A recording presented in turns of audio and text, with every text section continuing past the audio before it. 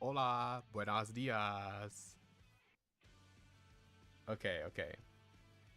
First stream, birthday stream. It could be awkward, could be not. Who knows? But we're going anyway. Today we're going to be taking some typology tests, so it's a bit more light. Yeah, fuck a wee ball, exactly. Thank you, Viro. I was looking at my panels. I was like, oh man, these are so scuffed because my About Me panel is actually like way to like the last slot. And I'm like, I want it to be the first slot, but we'll fix that later. We don't need to be perfect first time around. Oh, oops. Okay, so today we're taking typology tests. We're starting off with MBTI, then we're going to be going to Enneagram, then Temperament, then Disc, and then Big Five. So for MBTI, we have 2 tests.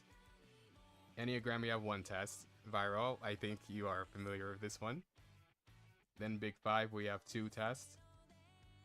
And then for Disc, we have this one, which you have to make an account for, but I think I'll just do it. I'm not going to be expecting anyone else to be taking these tests. It would be appreciated, but I'm not going to be expecting anyone else to take them. Then for the last one, we have Temperament on Truity, one of the most well-known typology sites. Okay, we're going to be starting with this one. On Mistype Investigator. First one is, when making a decision, I mostly rely on facts and experiences that prove my point, or my own explanations and theories to prove my point. Which one do I do? Hold on. When making a decision, I don't think I focus on facts and experiences, to be fair. I mostly rely on theories of like what could work rather than what does work, like in the past experiences. And facts. I don't really deal with facts when it comes to decisions. I mostly go, I make like a list of ideas I could do, like a scatter list of things that maybe aren't even related at all, and then I just pick the one that I find the most enjoyable to do. I find it easier to understand something by broader explanations. I'm good at reading between the lines and filling the gaps of missing information, or being given the data and forming my own conclusions and observations based on what I already know.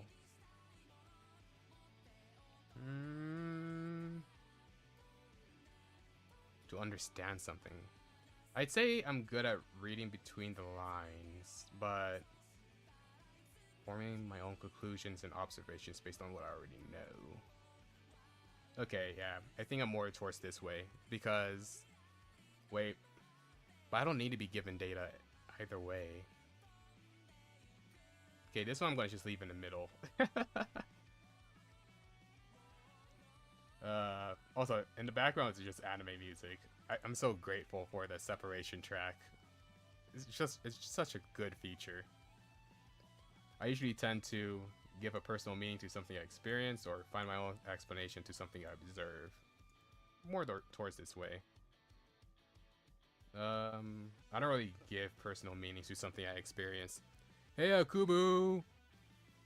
Read the room, buddy. Okay. Welcome in, though. Welcome in. I find it hard to openly express my inner self. Oh, this test is the first one we're taking. It's called Mistype Investigator.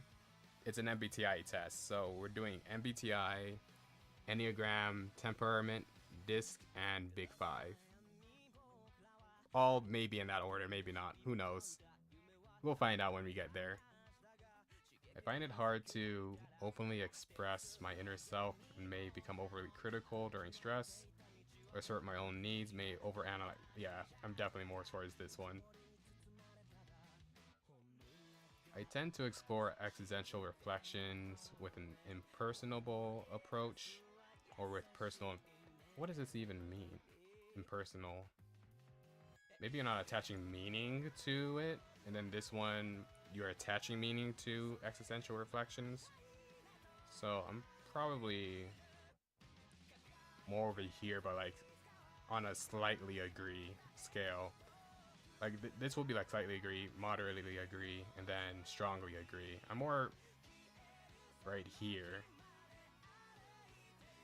a bit closer to the middle. My perception of reality is constantly changing and evolving, fixed until my knowledge about it is upgraded. Yeah, moderately agree over here. I don't really have a fixed perception. Impersonal is when... Actually, I searched up on Google because I can't explain it.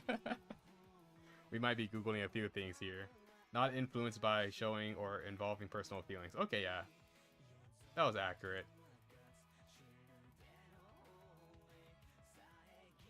Okay. This one, I tend to add new knowledge to my understanding by applying general principles to existing data. Yeah, I unconsciously connect the dots. I'm not gonna lie. Like, I can look at something and then just, like, know how it works at a general level. But wouldn't that be over here? Because I'd be consciously doing it. Actually, would I be consciously doing it? Because, like, at work, I just connect the dots when I'm learning a new role.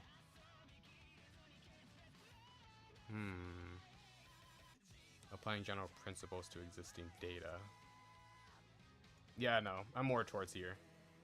But I wouldn't say I'm strongly there. I'm more moderately there. I tend to lose cognition of time and space by speculating. Oh yeah. I don't even need to read the other one. Be absorbed in a stream of sensory perceptions. What they mean by this, I think, is like what you see, feel, taste, and... There's 5 senses. Hold on.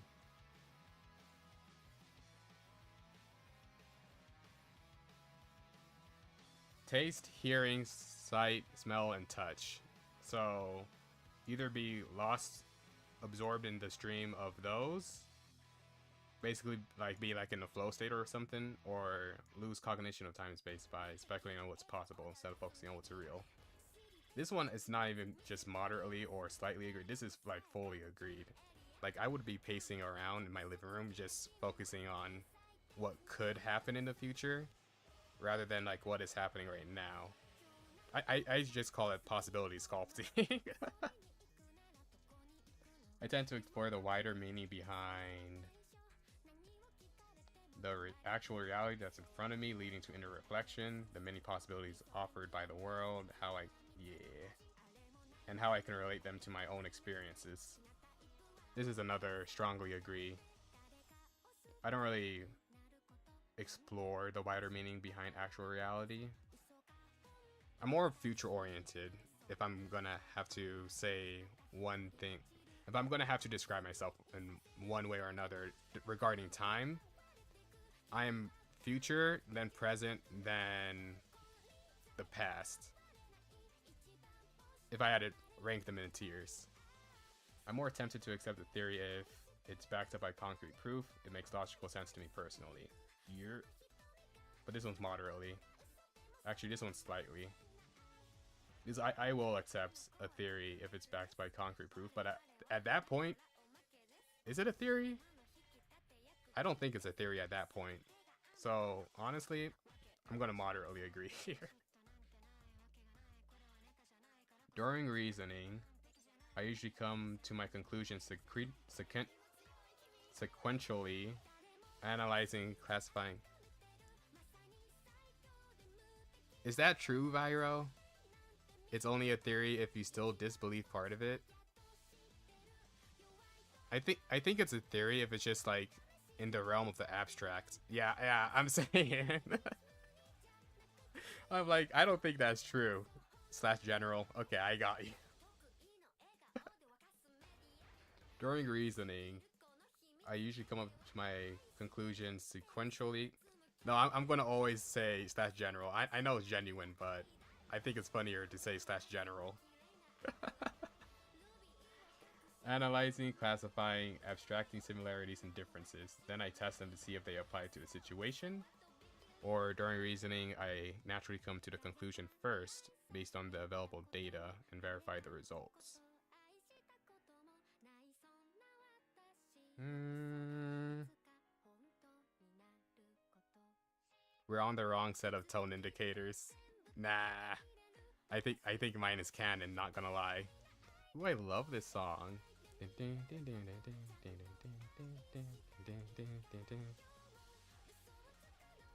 When making a choice, oh, I don't think I explained this, but when coming up with like a reason to do things, I guess I'm more of a analyzer than someone that comes to conclusions first. If I'm gonna say something, I don't know how to English today. Anyway, moving on. When making a choice, I won't compromise my own integrity or what makes sense to me, even if others don't agree. Yeah, moderately agree. I'm more of a, let's see, personal theory kind of guy. So even if others, like a whole bunch of people say that I'm doing like the wrong thing, if it makes sense to me that I'm doing whatever I'm doing, now I'm probably going to continue doing it. I had an enjoyable experience. I tend to appreciate it as it is, or appreciate it to the meaning. I appreciate it as it is. I don't really attach meanings to experiences if I'm gonna be frank, you know. When I finish my work and present it to others, I tend to appreciate others' recognition, and I may feel bad if it doesn't match my expectations, the objective quality of my work, and I may distrust judgment if it's based on the subjective criteria. You know, I would love to say I'm more over here, but I'm definitely moderately over here. Like, there's a part of me that does stuff that makes logical sense to me, and then the other part I do if I feel like it's gonna get external validation for it.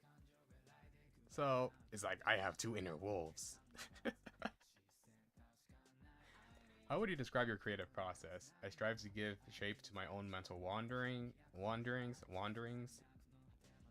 Is it wandering or wandering? It's wandering.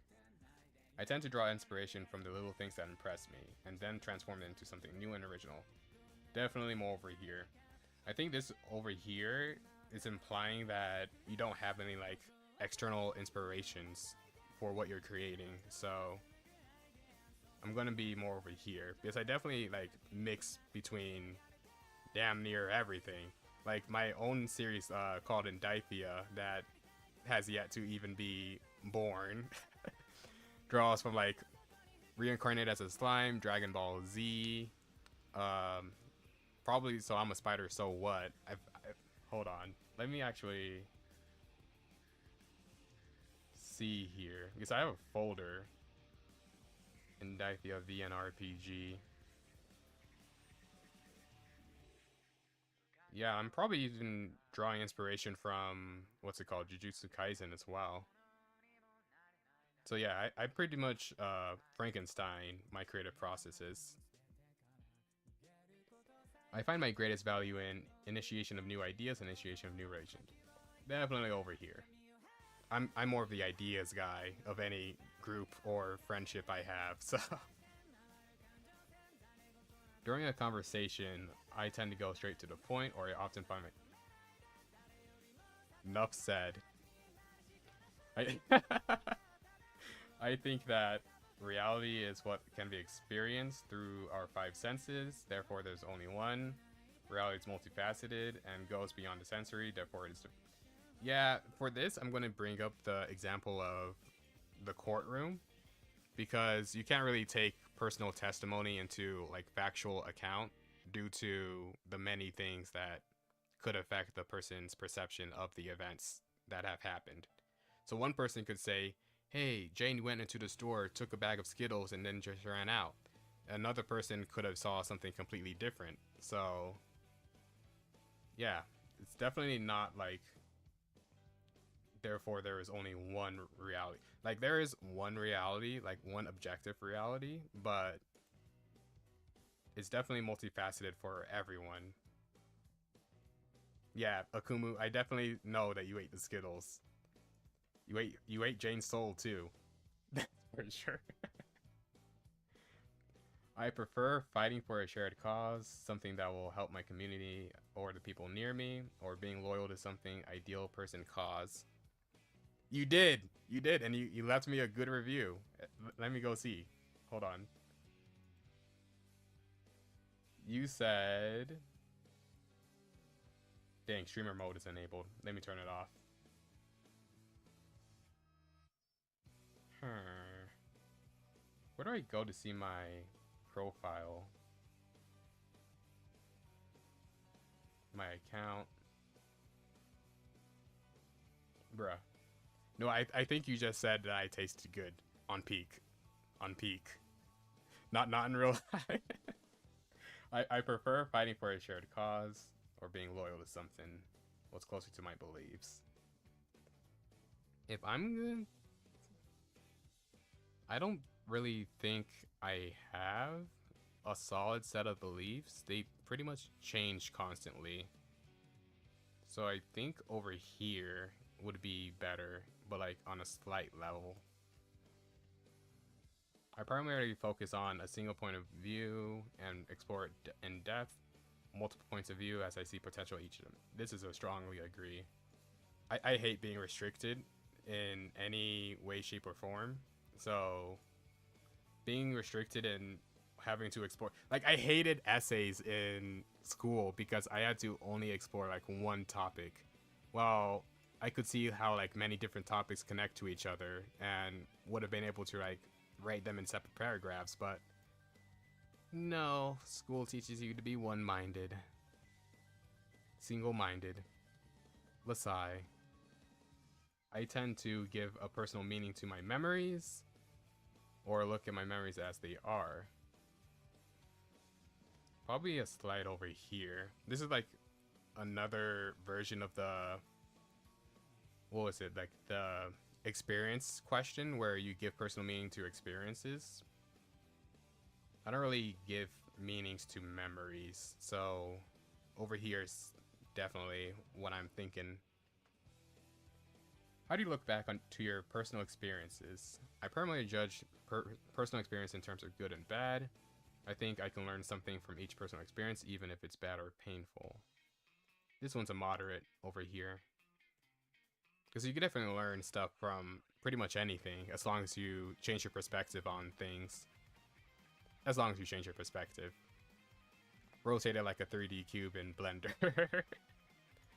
In a social situation, I look for human contact and interaction. Like, I like a peacefully shared atmosphere. I like to enjoy the moment, have fun, and or chill. I'm probably more over here than over here. Although I do like to enjoy the moment and have fun, I do tend to look for human contact and interaction.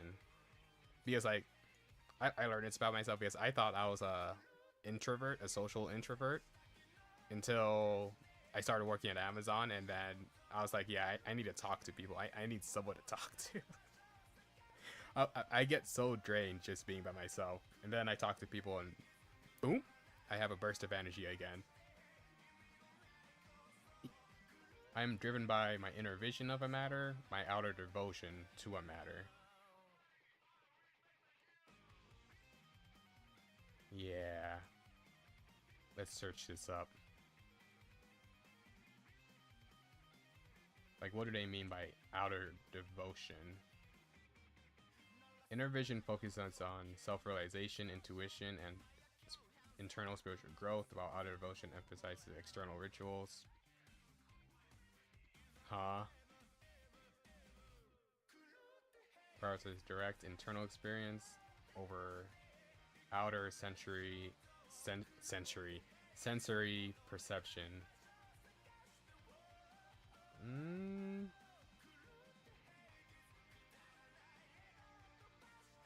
External and internal visions.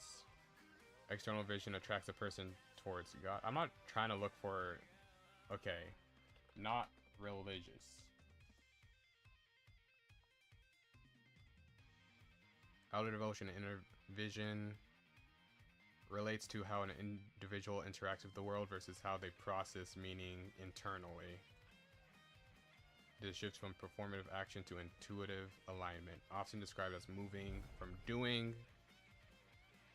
Oh, thank you, Snowy Parrot. No, not Snowy. Sinery Parrot. How do I say that? Sinwy? Thanks for the follow. Thanks for the follow. But going back over here, I don't remember putting that over there. I'm gonna just leave this in neutral, since I'm confused by the question and I don't really want it to skew my results. You don't know how to say your name either. Okay, yeah, that's fair. I'm gonna call you Sinwy, since sign is in there, like the math sign. Inner matter, think like morals. Well, I don't really have a set of morals either. Like, they can change on the daily. Like, I wrote them down, maybe. Physical fulfillment for outer matter. Yeah, I'm definitely more over here. But like, I wrote down like values and morals and stuff like that, like in a notebook, because that's like the only way I can think of to do it. Bruh, she said physical fulfillment, then not physical fulfillment.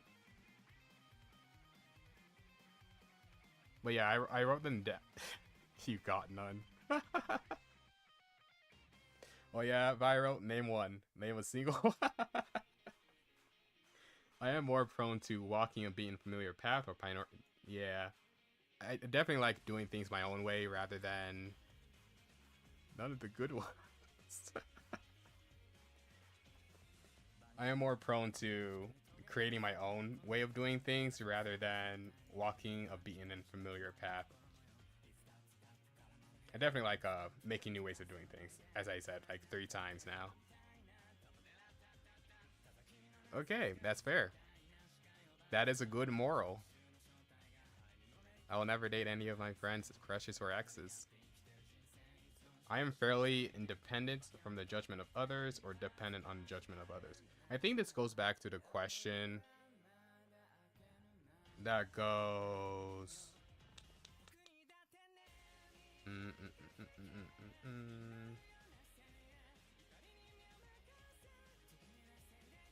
Okay, I even forgot the question, so I don't know what I'm doing going all the way up there. But... Oh. Yeah, I'd say I'm pretty dependent on the judgment of others. Than independence. Even though I'd like to be over here, I'm probably more towards this area. I have a lot, you can't just have me name them off at the top of my head. Like amnesia. Yeah, okay, that's fair, that's fair. When making a decision, I base my reasoning on tangible proof and facts I can take at face value or reliable data and reasonable arguments. Definitely over here. This one also goes back to the question that's like way up here. And that's like the first one. When making a decision, I rely on my own explanations and theories to prove my point, or facts and experiences that prove my point. This one is just worded differently, I'd say. And it's in the same areas too, so... Yeah, okay, Akumu, you name yours too. You name yours, because I can't name mine. When I'm feeling creative, I'm more inspired by ideas that may appear disconnected because I explore all of them. I like to explore all of them, or ideas that unravel my sensibility and touch me personally.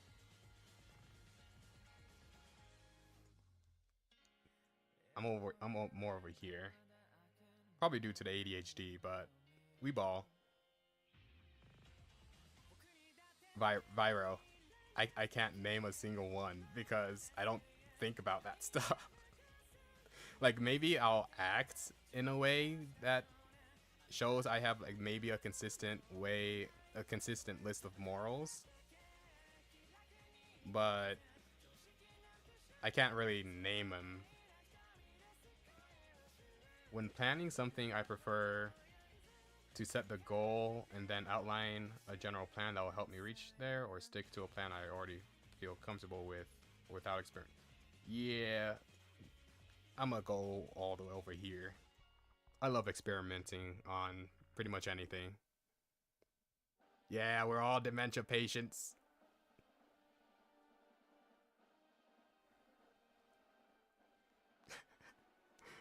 I'll see you guys inside the psych ward. Alzheimer's facility, no. When helping someone else with a problem, I try to analyze it impartially to see how elements are connected to each other. I focus on moral implications to see how I would react. Not again, he says. Yeah, I believe it, Akumu. I believe you're in the Alzheimer's facility. For me, justice happens when a situation is judged impersonally and impartially. Everyone should receive equal treatment. I don't even need to read the second question. A common ground is found. Everyone's needs are respected. Yeah, this is how we made No Child Left Behind. So, shrimp.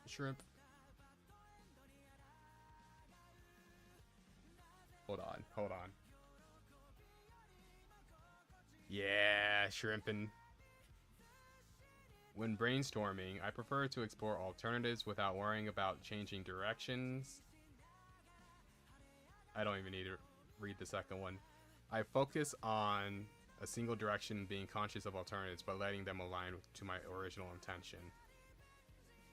Yeah, for this one, I do love exploring alternative paths to things, even without the ADHD, because when I'm on my ADHD meds, it's supposed to calm the ADHD down, but this is still a feature. What's on the surface hides a deeper meaning to be discovered, often includes small details most may miss. Akumu could vouch for this one. Often includes small details most may miss. Our peak lobby yesterday, when I kept bumping into those toxic shrooms or whatever they're called, the explosive ones. My observation goes from the particular to the general, expanding in various directions, from myriad possibilities to a fixed point where the various directions. Yeah, I did keep. Okay, I kept forgetting what items I had, even if they were like staring me right in my inventory slot without being in my backpack. From myriad possibilities to a fixed point where the various directions converge. Nah. I think I start from one place and then I expand from there. Like, primarily. Like, I do both. I'm pretty sure everyone does both. Okay, to be fair, that medkit was like in your backpack. You had to text it to me through Discord, okay? I don't really look through other people's backpacks on Peak. I'm not gonna unless I do it on accident. One in particular to the general, expanding there. Yeah, okay, yeah. I go from like one thing. In fact, let me draw this out. I can draw this out. It's gonna be a simple drawing with my mouse.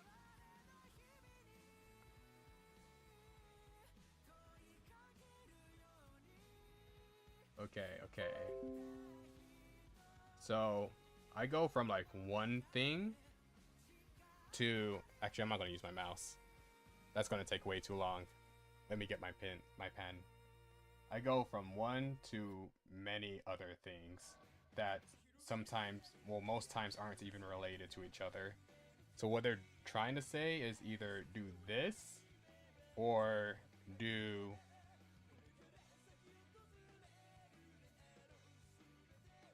why did I okay, or do this.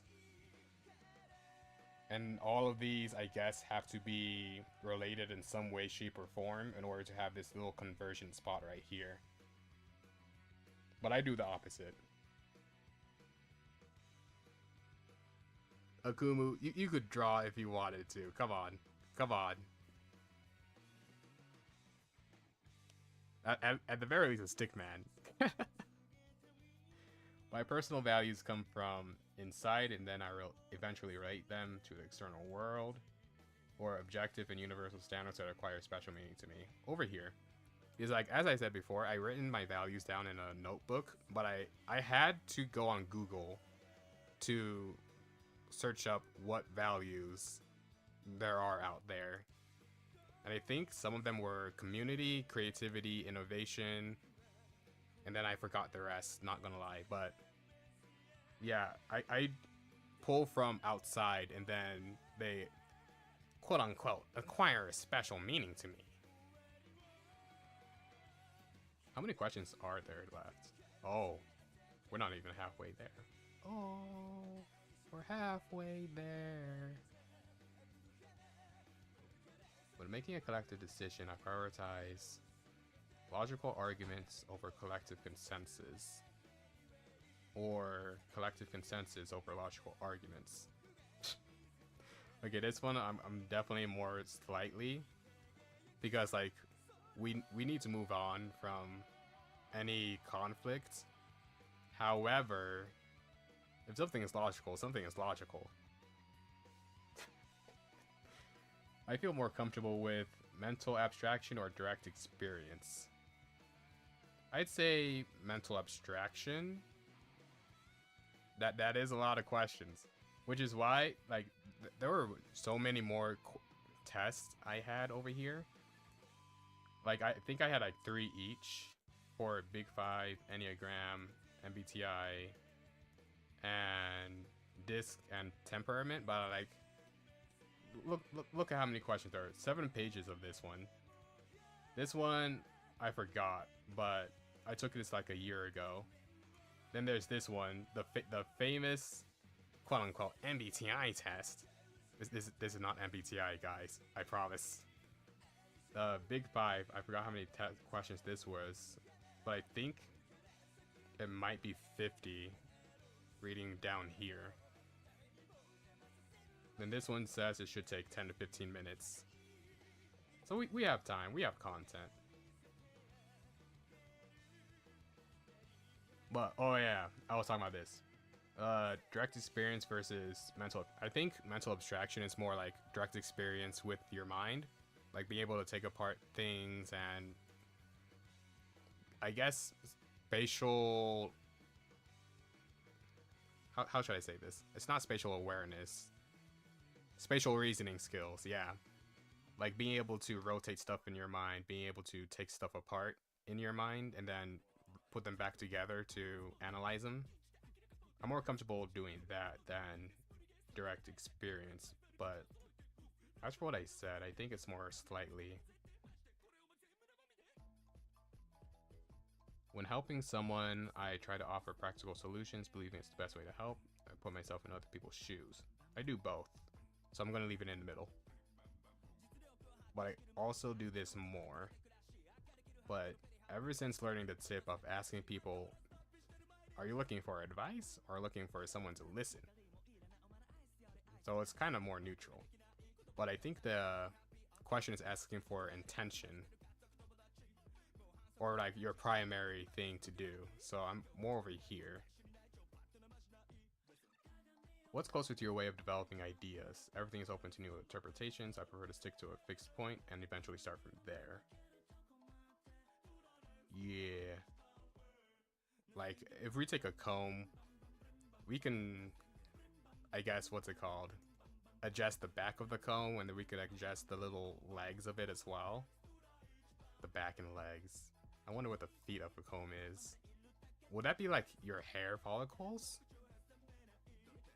Or would that be the head? During a discussion, I tend to set aside personal preferences to meet others' point of view. Say what I think regardless of others' point of view.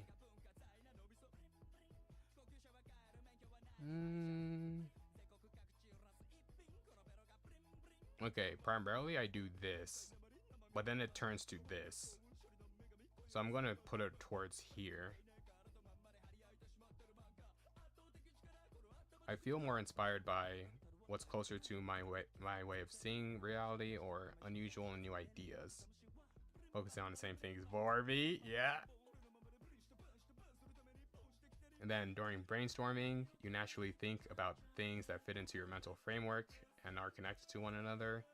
You can easily think about random things that can be connected, that can or cannot be connected to one another. So it's either, for this part, you're either stuck right here, or for this part, you can do both. And I do both. So we're going to be doing over here. Reality is made of symbols and patterns that can be found everywhere, has structure and properties. Example, natural laws. I was about to say natural laws. That natural. That actually sounds better than natural. Natural laws, cause and effect of relationships that can be universally recognized and understood. To be fair, there are patterns everywhere. Like, you know the golden ratio? Did you know there are animals that have the golden ratio on it, like the snail? Like, look at that. That's the golden ratio right there. Except it's more intricate, I guess. So yeah, I'd say moderate over here. My interests are very selective and personal. Akumu, what is SBR? Hold on. What is SBR? Short-barreled rifle. I'm guessing you're not. Steel Bull Run. Okay.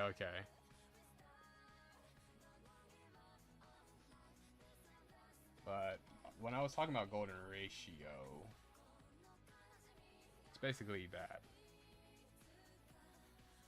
Going back, when did I open up a new tab? What?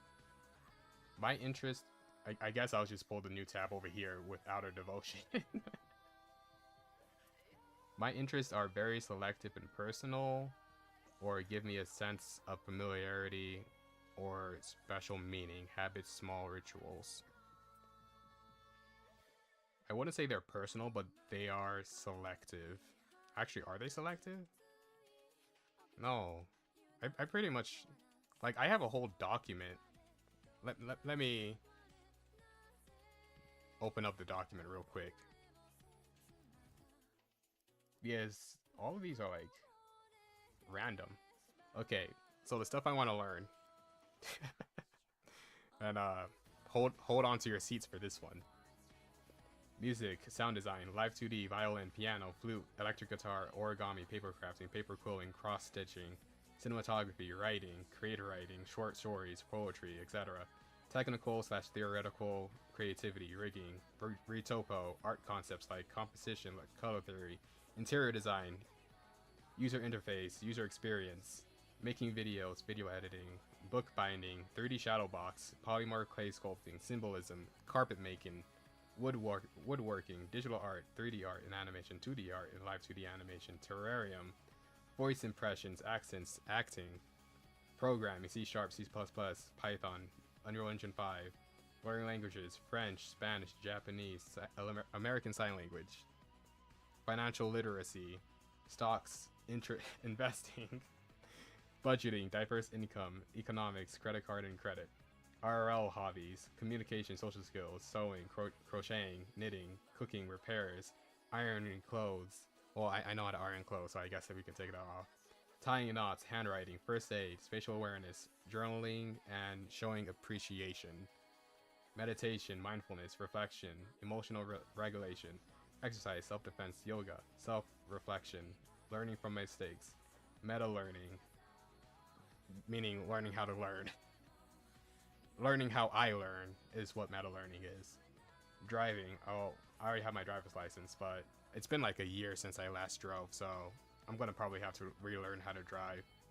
Keyboard typing, website building, Microsoft Office, like all the stuff inside Microsoft Office.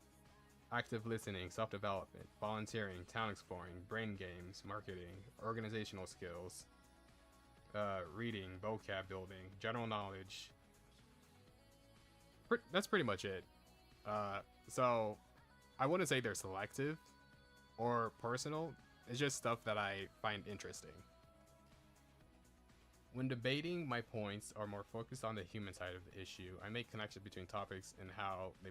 I do have a problem with not considering the human side of issues when debating. Like, I will, like, tear down other people's arguments line by line. And then they get aggressive, and then, you know, it turns into a battle of ad hominems.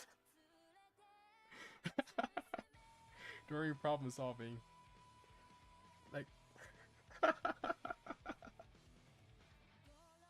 During problem solving, I prefer to solve conflicts, keeping things going smoothly, and focusing on closure, being like that full of trivial aspects of the issue. How do we define trivial? Like, it's just small issues? Because like small issues could build up. I'm not gonna lie. So we should probably be solving conflicts. When making a choice, I have more difficulty with pondering long-term consequences or taking into account impersonal factors. Yeah, I'm definitely impulsive. So we're gonna be over here. What's your attitude towards new and untested experiences? I'm eager to try without knowing what to expect. I'm skeptical of all those who seem not to lead anywhere. I'm over here. I like testing new stuff. Things in the real world are determined by their appearance, shape, and texture, structure.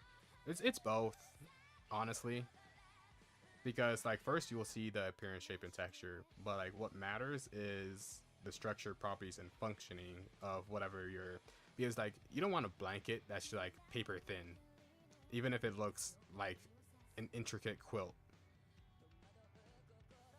I tend to learn things deductively, applying already known concepts to new ones, or seeing the general principle behind specific occurrences. I do apply already known concepts to new ones. That is how I learn things. When reasoning, I tend to focus on theory and data analysis that may lead to convincing explanations, what I can experience with senses and direct observation. Again, this is just like one of the previous ones, just reworded. But I'm more into like theories and data analysis rather than what I can experience with the five senses and direct observation. My attention is directed towards the community and the human environment I belong to, or my surroundings and what's happening around me. Probably more over here. Because again, I do not have attention to detail, so I can't really say my surroundings and what's happening around me. I'm more of a big picture person. When solving a practical problem, I look into my own experience. If I have already been in a similar situation, a potential solution could be found there.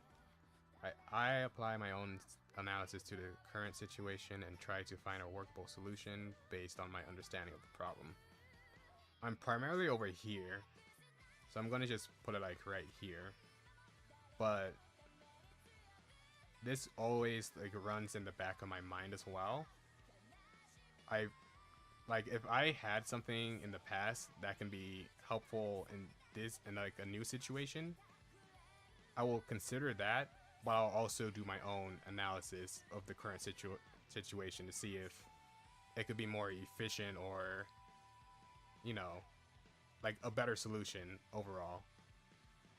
I tend to get more emotional for something that touches my sensibility or something that brings back a pleasant moment. How do we define sensibility? I'm pretty sure I know what they're talking about, but physical feeling, intellectual perception, and refined appreciation. But emotional, like, we're also talking about like happy emotions, if I'm thinking about this right. So I'm gonna say I'm gonna be more over here, but it's just like a slight agree. You're more oriented towards the inner world of memories and how they forged the person you are now, or interacting with people, knowing about their experiences and building connections. I'm probably I actually find knowing about people's experiences really interesting. Like, I'd go in an Uber driver, and then I'd learn about someone's racist grandpa, which was my last one. And then I'd also learn about someone having, like, 7 years of bad luck or something like that. People's stories are very interesting. I love to know about other people's perspective because I want to put them in ease in some way, let them vent if they do. Of pure curiosity, I'm always interested in knowing different points of view. They have more over here. Yeah. I think it was yesterday. Yesterday I was in an Uber ride, and we started off talking about music, and one thing led to another. We started talking about some person's racist grandpa, and how their grandpa didn't help their grandmother during her last days, so she did, and then her mom got mad at her because her mom wanted to get all of the grandma's items when she passed. So you learn a lot of people's life stories when you are in Uber, as long as you interact with them, and if you say the right things as well. I'm not saying that to be like manipulative or anything, but people do tend to open up about their life story whenever I'm talking with them. You don't say shit to your Uber drivers? It's... Yeah, I did. Like, and the one of the exact quotes I said is, "Oh, the lore deepens." Oh my god. But yeah, every single time I get an Uber driver, I always interact with them in some way, shape, or form. If the driver doesn't want to talk, because some of them don't, I just go on my phone and listen to music. But most times they do want to talk because like the rides are they Uber drive for like maybe 10 to 12 hours a day in order to make ends meet. So they like to interact with someone. Some of them. Others are either having a bad day or introverts. Human emotion. If someone I don't know personally says the lore dropped, I take it as a bad omen.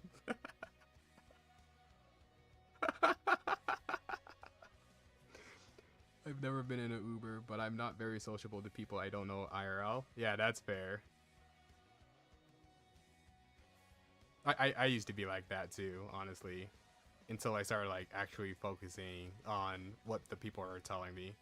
Then I'm like, oh wait, people are actually fun to interact with. Human emotions and feelings are archetypical and can reveal a deeper truth about the human condition, or are universal and the same for every person, even those who... Okay, logically that doesn't make sense, because like there are variations to like mental health stuff, and not every single mental health thing is, you know, standard bookcase, and most mental health stuff will deal with human emotions and feelings as well in one way, shape, or form, even if it's not directly, like ADHD or OCD. It will cause like... Okay, I'm gonna just take like ADHD for example, or actually no, OCD, because that's like a good one. Like if you don't do what you need to do a certain number of times, from what I know, it will cause you like extreme anxiety, and that is like a human emotion or feeling. And not everyone has that kind of anxiety for doing something to like perfection, what they need to do. ADHD causes, for some people, rejection dysphoria.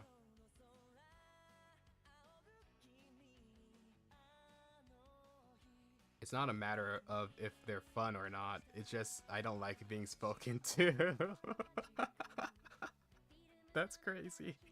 Okay, bro. Okay, Viro. I'm gonna just not speak to you anymore. I love and I have anxiety problems. Yeah, same here. I take meds for anxiety and ADHD and depression, but we ball. We're good now. Something is true because it's backed up by data, demonstrations or reliable sources, or it's tangible and can be tested empirically. Okay, empirically is like just being able to test something over and over and over again and getting similar or the same results from what I know empirically by means of observation or experience rather than theory. Oh, okay, so it's just practical. It can be tested practically. It's backed up by data, demonstrations, or okay, yeah, I think it's more over here. But to be fair, some things can't. Well, I was about to say more over here or more towards the middle, but some things aren't tangible. Some things are more abstract, but still can be tested empirically. So just because of that word here, I'm gonna just move over here. When experiencing something, I give more importance to the impression it leaves on me, or I give more importance to the opportunities it may lead to. Is this another way of phrasing the giving personal feelings to experiences you experience? I don't really give importance to the impression it leaves on me, to be fair. I'm over here. When making a decision, I care about the impact it may have on other people or ask them for advice. I trust my own insight. Yeah, I thought it was the same question about reskinned as well. I think a lot of these are, actually. My aesthetic taste is more impressed by what represents me in my inner world, what looks beautiful or pleasant to my senses regardless of any standard. I think more over here. Truth is multifaceted, multiple perspectives. Okay. Single-faceted, truth is defined by objective and universal principles. This one's like a half reskin to the question I gave the little court situation to, of how not everyone's perspective is, well, no one's perspective is actually credible because people experience different things different ways.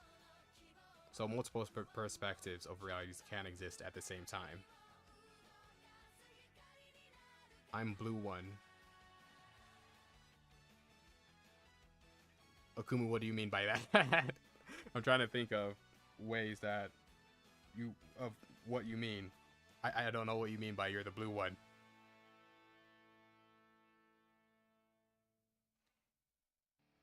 Okay, next is, I think it is, ooh, One Punch Man.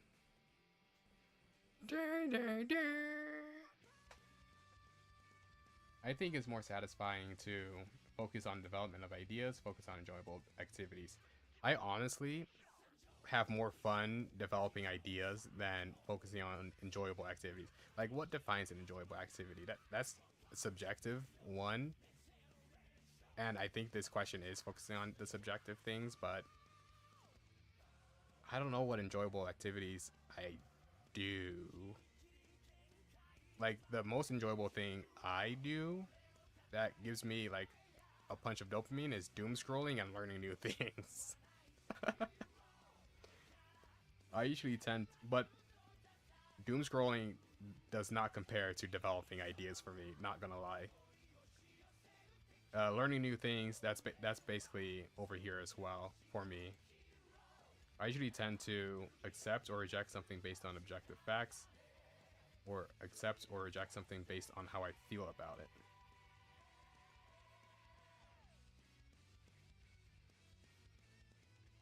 This one could be 50-50 because if I don't believe something is right, I will accept or reject it, but I'll also accept or reject something based on objective facts.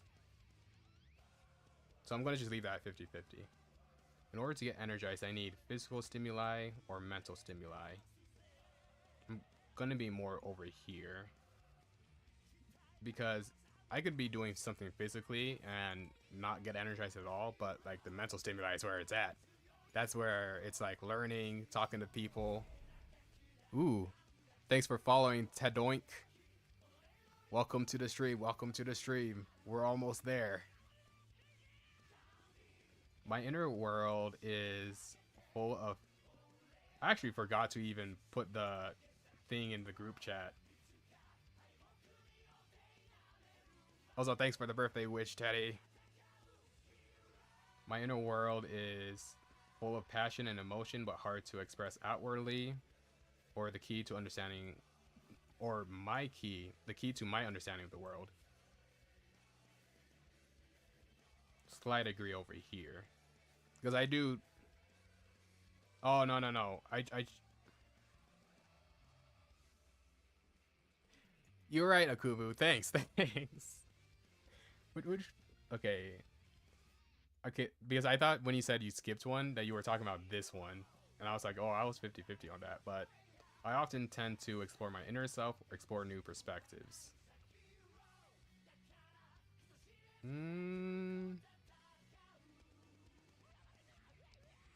Which one do I do more? Explore new perspectives or explore my inner self? I think over here, because I try to better myself more than I explore new perspectives of things. And I think when they say explore new perspectives, they're talking about like actively going out and learning about how other people do stuff, rather than changing your own perspective internally, which would also be under exploring your inner self, I think. And I think we did this one, and I explained it. Oh, no. I'm slightly over here, because I do tend to framework a lot of stuff in life, so... It is, I guess, full of passion and stuff, but...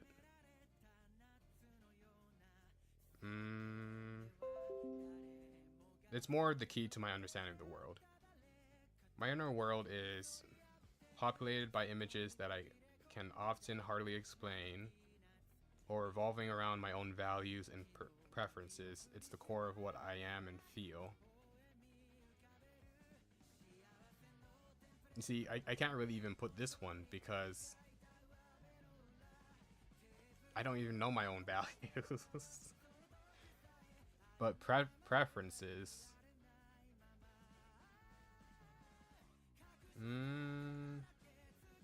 Okay, I'm going to put it slightly over here. Mainly for the preferences part, not the values part. When talking with someone else, I may happen to recall similar experiences that I lived through, or I compare opinions to those of other people, may try to find common ground. Yeah, I'm definitely over here. This is how you get the Uber driver to talk. You're like, what kind of music are you into? Oh, anything but country. Actually, that's how we got to the conversation of the racist grandpa. Because the grandpa loved country, and I guess he was a redneck or something like that. I don't know. It's one of the necks. I decide whether something is morally right or wrong based on the emotional impact it has on others, or with an unbiased approach based on its direct consequences. I'm probably over here, because like morality for me more has to do with emotions rather than direct consequences. I emphasize with others by recognizing my experiences and those of others, or spontaneously without recalling my past experience. I'm definitely more over here, because like when someone's in a bad situation, I don't need to be in that bad situation myself, or I didn't need to be in that bad situation myself in order to imagine myself in that bad situation. And I do tend to imagine myself in other people's situations, so. I am more concerned about how my inner values fit into the world, or how I fit into the world. More how I fit into the world. Merry Christmas, Akumu. My understanding of concepts is focused on specific aspects of a topic, or holistic and not always structured. Yeah, I'm more over here. Like, I can have a whole framework, but it's not a structured framework. And then, like, for this, I do have, like, a singing framework that I was working on, but it's not, like, structured at all.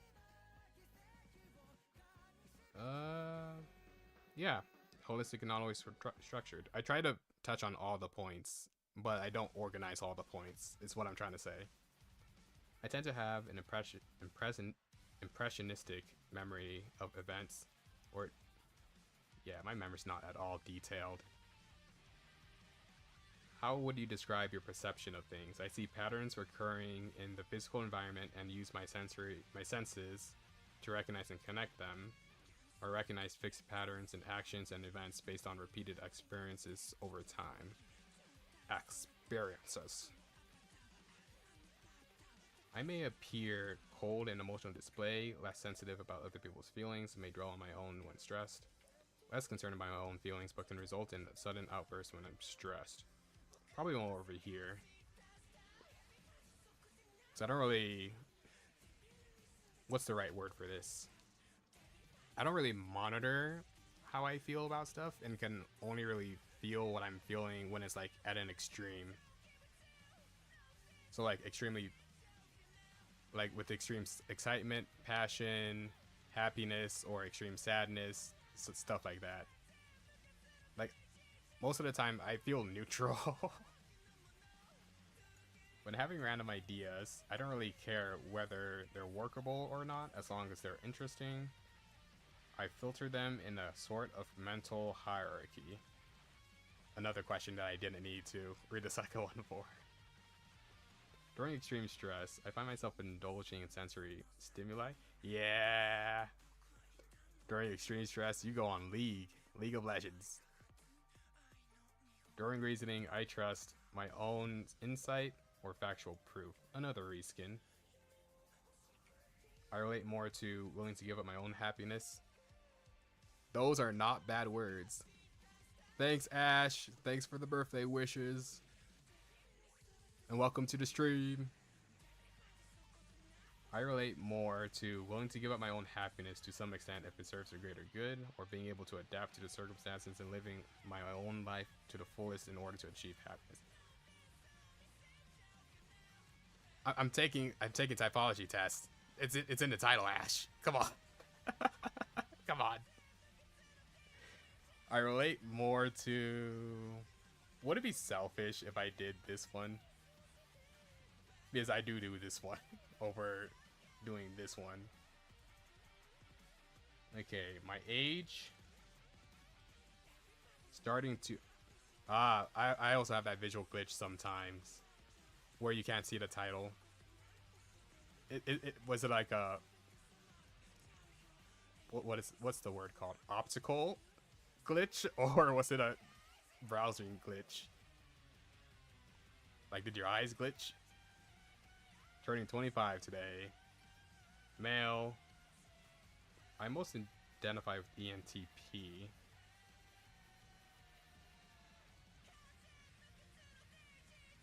And should we submit it right now, or should we wait to take this one so it doesn't skew anything?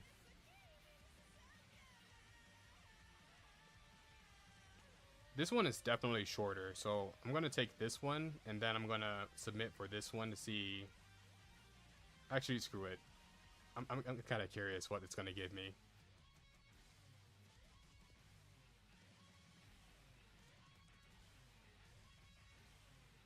Yeah, that's a good idea, Viro. That's actually a better idea than I had.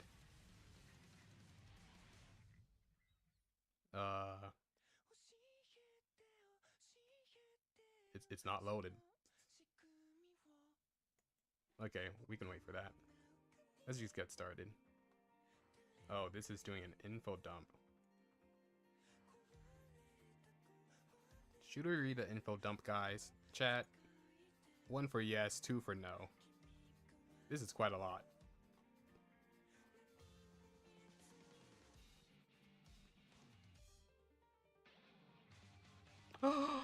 No.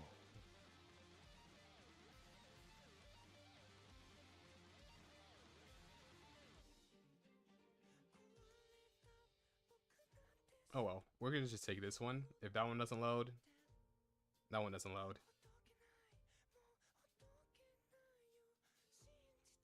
Oh, this one's talking about the letter dichotomy. This one's talking about the functions. Oh yeah, this is gonna be a lot. I don't think we're gonna be reading through all of that. Okay, we'll read through this. Remember, all the traits you're about to see will apply to everyone at some point in their life. For example, an indecisive person will become decisive if they're making a life or death decision, or even if their role at work forces them to be that way. The question is, what comes most naturally to you? What's your tendency? If no one were forcing you, deep down, how would you be? For a note, be sure to review all options on each slide before selecting one. Oh, I have that problem. Okay, which one sounds most like you? You love completing projects. It's better to be done than to find 100% best solution. In the crisis, you are the commander pushing the team to finish. You love starting new projects. You're like an architect, building up a solution by exploring all possibilities to find your best approach. If I had to pick one, it's definitely over here. I don't really like completing projects. I like starting them. Oh. So we're going to be playing this, huh? Oh well, we ball. You're good at scheduling, quantifying, and contingency planning. Well, I'm good at contingency planning. I always have like a plan A, plan B, plan C, plan D, plan E, plan F, plan G, plan H, plan I, plan J, plan K. It did. Okay, I didn't see it. If you guys saw it, you guys saw it. But I did it. I promise you that. Or B, you file ideas away in your mind to be developed later, and you like to figure out how things work. Okay, yeah, I'm over here.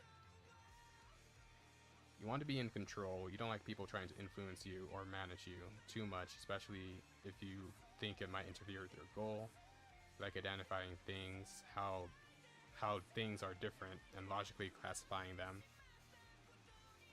Time is running short on a group project. Everyone is still discussing different approaches, but you're the one who puts the foot down and make the decision to ensure that you finish the project on time.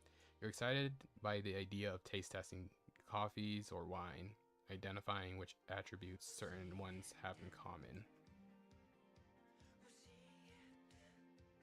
Well, I do not like being controlled, but this is like a somewhat thing. I just don't like being restricted at all. The best ideas are efficient and immediately useful. No. You're passionate about knowledge for its own sake. Accuracy is important, and it doesn't matter where the idea came from, if it's the best one. Speaking of this, I'm gonna choose this one. I have a few books here. Hold on.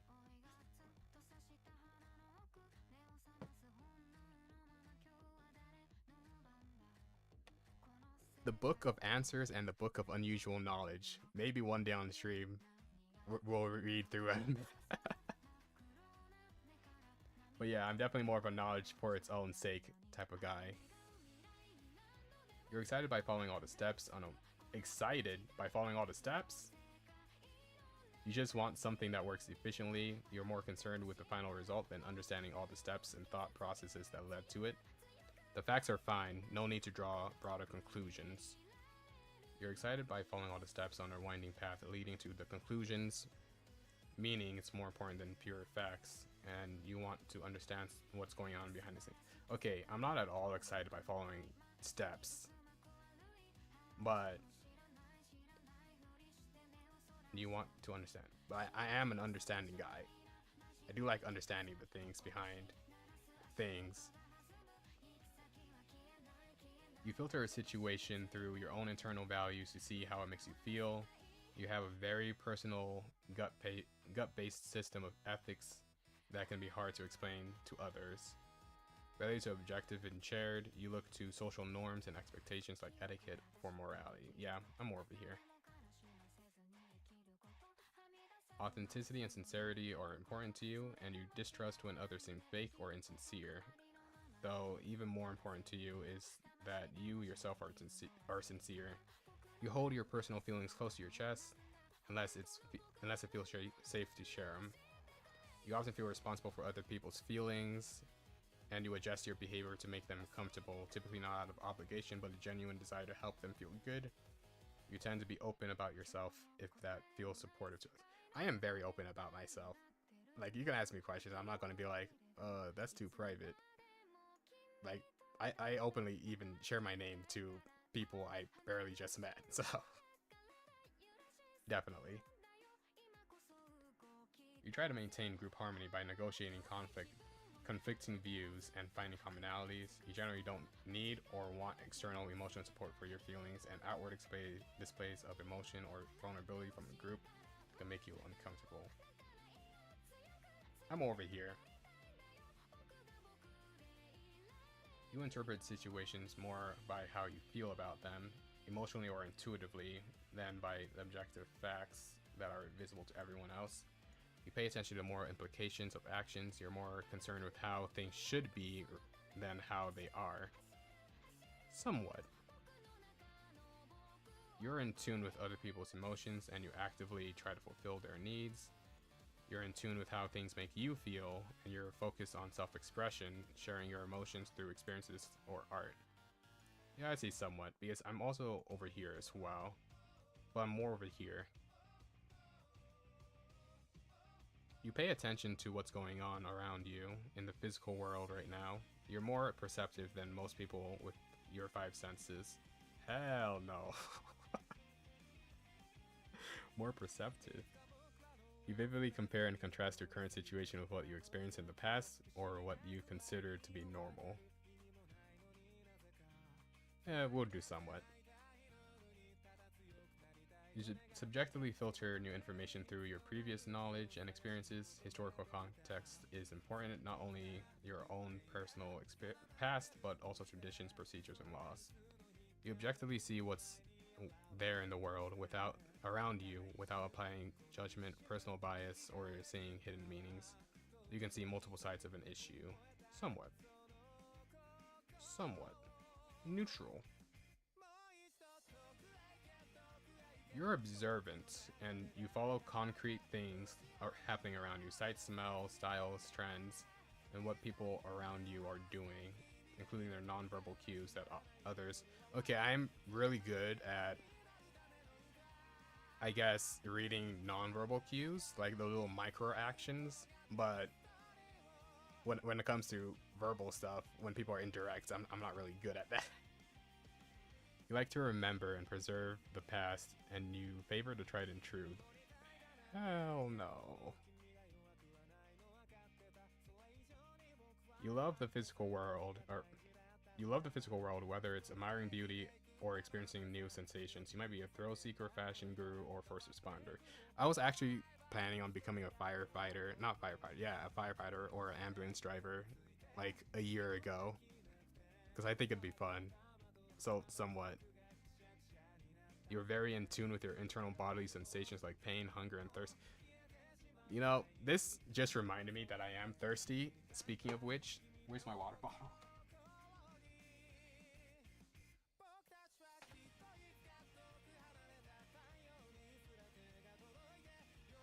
I can't find my water bottle. We ball. We continue.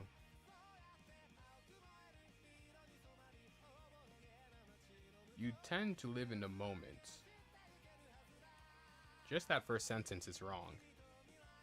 You take in new information and carefully compare it to your own past behavior and experiences while minding your routines. There's a precision to your life, and you notice inconsistency in details. Rules are precedents for a reason. Okay, I do somewhat, because I'm not really... Again, like I said before, I don't really have an attention to detail. but I do notice inconsistencies, like a snap of a finger. You focus on a few good ideas, and exclude others to avoid distraction. You're indecisive and you love brainstorm. Yeah. And you juggle a lot of thoughts in your mind at once. Yeah.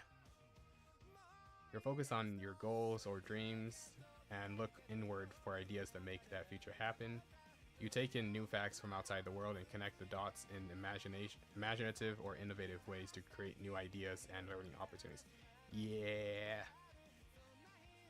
Your world is like an explosion of ideas, consciously deconstructing things into their component parts and symbolism, and seeing symbolism and drawing, and I cannot read, connections that others miss. It feels like your brain is doing the processing unconsciously, and you tend to suddenly reach aha moments that make you want to take action. I do have both, but primarily I am more this one. Ooh, this one, honestly, happens a lot in my dreams. Like, I learn how to do stuff in my dreams. So I'm gonna be doing neutral. You dive deeper into a few subjects and combine the pieces of information to build towards a single cohesive idea. You have a variety of hobbies and you like bouncing from subject to subject. You focus on exploring possibilities. Yes, sir. You're open-minded and bored by routine. You hate situations that lack exciting mental inspiration. You like making a choice so that you can get to work. Nope. Already raw. Okay, for each of the following four questions, please choose one answer. How do you direct your energy outward into the world? Toward other people in unity? It's less about making sure things operate, making sure everything operates effectively, and more that you generally feel deep empathy for people and feel unsettled if you know someone feels excluded or unheard. Toward results and accomplishment, it's not that you're a cold person, but that it's important to you to achieve outcomes and reach real solutions. You know what I need? I need that bionic font in order to read faster. You're thinking, what will allow me to finish this project and achieve this goal? How can I check this item off my to-do list? How can I help this person? Okay, I do think this pretty often, but I don't really execute on it. What will best serve the group? What relationships and social dynamics are at play here? How can I connect with people more deeply? I'd say I'm this way when the anxiety hits strong, but primarily I'm probably more over here. What do you focus on within yourself? What feels authentic and aligned to your individual values? This isn't a logical analysis of what makes sense, but rather what feels right to you. What feels right to you. What seems most logical and rational to you. You have feelings too, but you prioritize analytical thinking that feels more precise. Yeah, I can read the examples, but I'm definitely more over here. I'm more about accuracy than what feels right. Even though, yeah, they said that, you know, we both have feelings and thinking. What do you love most? What do you most love exploring? I think the problem is I read ahead and then I put this like all the way over here. So I think this way is the best.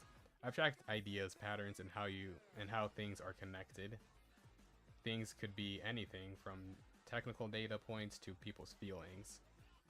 I don't really explore physical sensations. Hey Akumu, welcome back. We're on the second MBTI test. I think we're almost done, I think. What do you tend to pay most attention to? What's really at play behind the scenes, whether we're talking about the economy, office politics, or a person's emotions? What does all this really mean? Are there hidden insights to be found here that other people miss? Or best practices that have been proven to work? No. Every single time I say no, I just think of that one Bugs Bunny meme. Which is your type family? Traditionalist? You appreciate structure, security, and set procedures. Already wrong. So, how many can we select? Okay, we can only select 2. experiencer. You live in the moment, focusing on immediate tangible results rather than theories or... Okay, so it's focused on having fun rather than theories or future possibilities. But I am more focused on future possibilities than anything, so... Idealist, you're focused on helping humanity and making a better future. You have abstract or philosophical notions about ethics, authenticity, and how things should be. You're enthusiastic, empathetic, and passionate about living your purpose, fighting for causes, and following your dreams and fantasies. Okay, yeah, so this one could be selected. Conceptualizer. You're objective, logical, and skeptical. You seek knowledge, analyze the data, find the patterns, and break decisions down into pros and cons. You're more concerned with the big picture and future than short-term practical details. Yeah. You're competitive and autonomous, and you like to innovate. Speaking of competition, over at Amazon where I work, fulfillment center, we have these thing called FC games, which are basically fulfillment center games, and I'm always at one-sided competition with the other people. They never know we're at a competition, but we are in competition. Weaknesses. Ooh, my favorite. Hypersensitive and distrustful of feelings. You see others as weak and inferior. Yeah, no. Unconfident and vicious. Unconfident and vicious. Make sweeping, critical, and vicious state judgments. You distrust others, or you conform to feel like part of a group. You obsess over perfection and see things back and forth. How many can we select here? Okay, only 3. Depressed and unmotivated. Even the title rings true. You withdraw and feel depressed, losing energy and motivation. You feel nostalgic, emotional, and like no one understands you. You decide that things need to be cleaned or reorganized, or you become a Yeah. Yeah, that one. You know it, Akumu. Paranoid and mystical. You feel flustered and afraid of ruining relationships or losing loved ones. You're confused and paranoid, misinterpreting others' words as disproving to... Yeah, this is that rejection sensitivity dysphoria I was talking about. This one is Michael Callas, the second one that's in the pinned. michaelcallas.com/personality. It's the second MBTI quiz. Just sounded like a dog. Sensitive and lonely. You feel hypersensitive, unlovable, and separated from everyone. Hey, Viral, if you take this one, let me know your results. You say you're an INFP, but you could be an ENFP. Some of these describe... Huh? What do you mean, Viral? Yes, you! Okay, to be fair, this isn't social extroversion and introversion. You could be a social introvert, but a cognitive extrovert. In MBTI, extroversion mainly just means where you place your energy towards primarily, rather than being social or not. Like socially, I'd say I'm ambiverted. Like I'm a mix between introverted and extrovert, but I think I'm cognitively extroverted. I mean, fair enough, but still a crazy call. You very well could be. That's all I'm saying. Some of these describe me too much, right? Self-critical. Oh, sensitive and lonely. You feel hypersensitive, unlovable, and separated from everyone. You're far more emotional than usual, either crying or young. Okay, so I'm guessing this is like at your worst. You obsess over proving minor logical points. I'm gonna just have this like a bookmark. Self-critical and judgmental. You make harsh, picky judgments of others. You feel the need to take action and correct what you perceive as wrongs. You feel incompetent, but you try to bring order to the out-of-control world. Not really. Obsessed and self-indulgent. You worry that everyone is noticing something negative about you. You feel haughty, critical of others, and like the world is against you. You feel self-indulgent, seeking pleasure or danger. Then you beat yourself up about it later.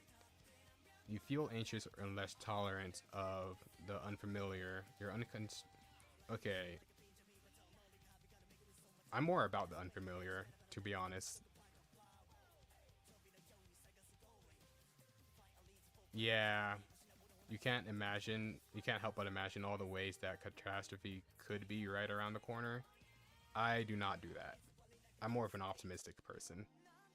Even in my lowest, I think of how I can improve the situation rather than how the situation could get worse. Last section. Let's go.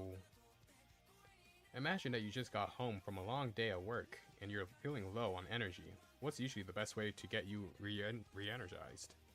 Go out to be around people. Sure, some alone time could be nice now and then, but you're literally energized by people. So that's why when I'm done with the work, I always play games. The second one is get some alone time. And I usually play games for the social aspect of it. Like League of Legends, I don't focus on winning. I focus on asking the enemy team what type of air fryer they have. True story. Get some alone time. Sure, hanging out with friends is great, but to truly recharge your energy, you need some solid time with no one else around. Nah.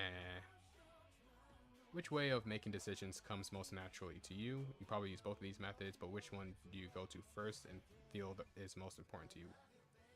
Yeah, I can just like read the keywords here. This one is check how your gut feels, your personal values, stuff like that. This one's lay out the pros and cons. That's already right. And work out what's most logical. Imagine you're walking around outside. Where does your attention tend to be focused on? On the future?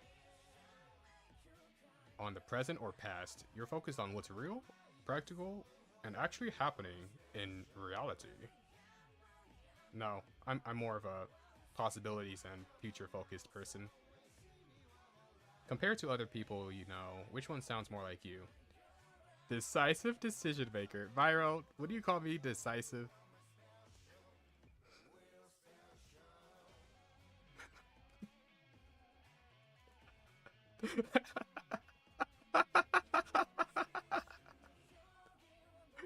Oh, we both know. We both know that's wrong. Okay, so this one says ENTP. Fit 106. No, you're good. I even know I'm not decisive, so. Okay, detailed. Okay, E is extroverted, N is intuitive, T is thinking, and P is perceiving. And then the other letters would be I, which would be introverted. Oh, you said mean. Okay, look. E, extroverted, you draw your energy from outside of yourself rather than inside. N is intuitive, you're basically focused on abstract possibilities, stuff that's like not with your five senses. T, thinking, I think you know what thinking is. And then there's perceiving, which is basically fuck it, we ball energy. Then the other would be I. Let me even go down because that was INTP. Actually, let me go down to my lowest because I'm pretty sure that's the opposite. Okay, ISFP, yeah. It's not the complete opposite, but whatever. I, introverted, is for you drawing your energy inward instead of outward. Like you go inside by yourself to think things over. S, sensing, you use your five senses and to determine like past and present stuff, I guess is the best way to say it.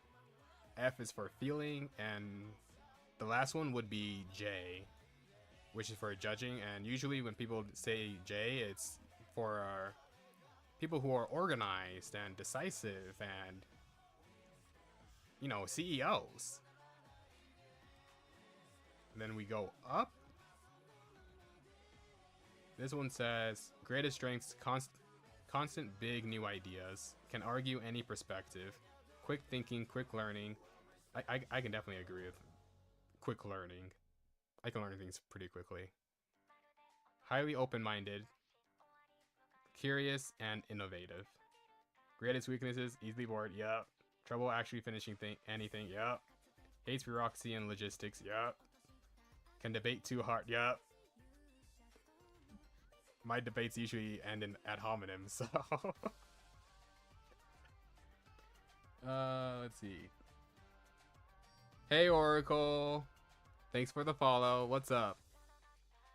We're at the very end of our MBTI section. We took our first one, and then now we're just reading the description for this one, because I don't think the other one has descriptions. Unless they updated it. Sometimes called, okay, type family. Sometimes called temperaments. The 16 types can be grouped into 4 type families based on shared cognitive characteristics and general patterns of behavior. Okay. So the NT are conceptualizers, focused on big picture and objective thinking, motivated by curiosity and understanding. Okay. Primary cognitive function, NE, extroverted intuition. Extroverted intuition is focused on possibilities, exploring, seeing patterns, learning through experiments, optimistic open-mindedness, and brainstorming. Sounds about right. Auxiliary, which would be the second cognitive function, would be introverted thinking, focused on accuracy, curiosity, seeking, understanding, logic, blunt honesty. Okay, I don't think I'm bluntedly honest yet. I think I used to be, actually, and then I switched to more of like a people-pleasing type of mind frame. FE, tertiary or third, extroverted feeling, group harmony, empathy, manipulation. Let's call me manipulative. Understanding social conventions. Okay, I agree with everything else except for manipulation. Maybe I unconsciously do it, I don't know. Maybe I'm a bad person. Introverted sensing, subjective memory, often including rich sensory details and nostalgia. Routine and stability, personal experience, internal body awareness, preserving order, history and tradition, careful planning. Okay, yeah, I'd say that's accurate to be within the stack. Ooh, example people. Benjamin Franklin. The guy who likes to steal ideas. Socrates. I don't know these other 2 people, but... Internal conflict, you often struggle between following TI and FE. Yeah, I'd definitely say between accuracy and group harmony. Or logic and group harmony. I tend to sometimes hold those opinions in, but I do speak them when they're needed. Under stress, your SI makes you withdraw and feel depressed, unmotivated, nostalgic, or like everything needs to be clean or... Yeah, that's accurate. Overcoming weakness.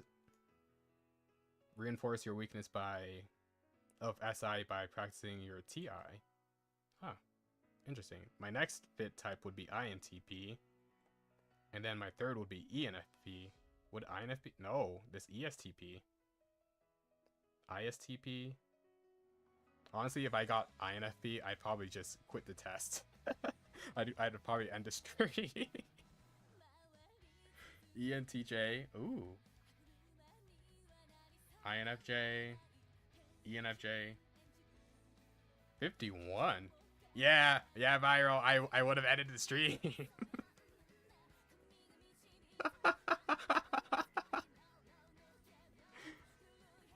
All jest, all jest. Okay, cognitive functions test. This one has NE at the very top, and that would be similar to this one, or the same. Okay, yeah. NE, TI, and then we go NI, which is introverted intuition. So NE and TI are up there. Then after NI, there's FE. And then SI is my weakest. Oh. ENTP, INTP, ENFP. So the top 3 are consistent between both of them. There's ENTP, INTP, then ENFP. Then there's ISTP rather than ESTP. Where's ESTP? Oh, right here. ESFJ, INFJ is high. Oh, because the NI is high. Sounds good. Good luck, good luck. Okay. So, going over here, we can now put ENTP for my MBTI type. I cannot see the bottom.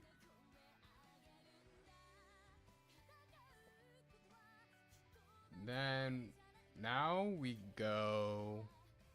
I'm gonna unpin this message in like 10 seconds, so if anyone wants to take the quiz, either quiz, go ahead, feel free to take the links down. I'm gonna keep one of these tabs here. Next we'll be doing Enneagram.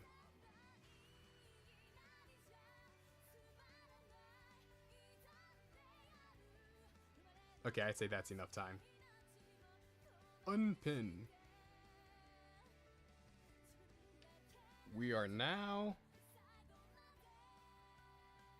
dealing with the Enneagram.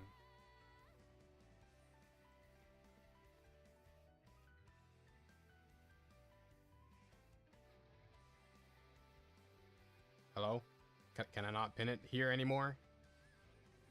Do I have to pin it over here? Manually unpinned. Okay.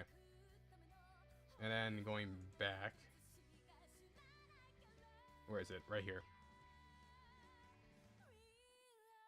Begin assessment. Oh wait.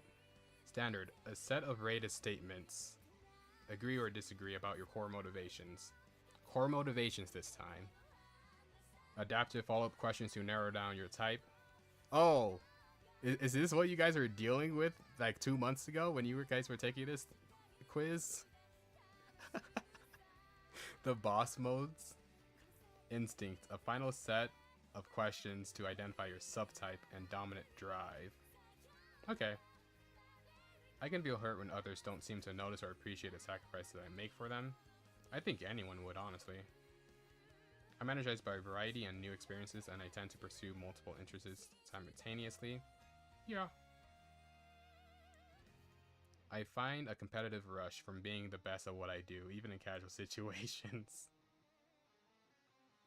Would this be 4 or would this be 5? I'd put 4. I assert control over my environment to ensure no one else can determine what happens to me. But what does this mean? What do you mean by I assert control? Like, you make situations happen so that no one else can control you? Or you try to control the environment first? I'm a neutral for that one. I instinctively scan for potential threats or inconsistencies in situations because I need to stay alert to what could go wrong. Not really. I'm fiercely protective of the people I care about. These are interesting questions, I agree. Because this time it's like focusing on your inner motivation. I'm fiercely protective of the people I care about, and I won't hesitate to confront anyone who threatens them. Yeah, I'm gonna just full on agree. Yeah, you got E? Uh-huh. I told your ass. I told you. E what? Was it ENFP or?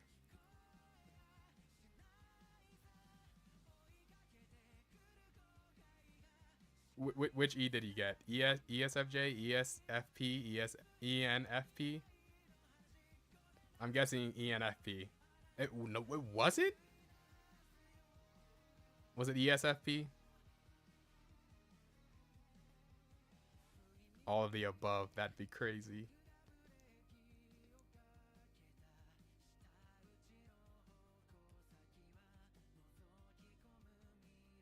Okay, yeah, if you weren't paying attention to the beginning, that could be skewed. ENFJ. Okay, interesting. I honestly could see it. I could see it.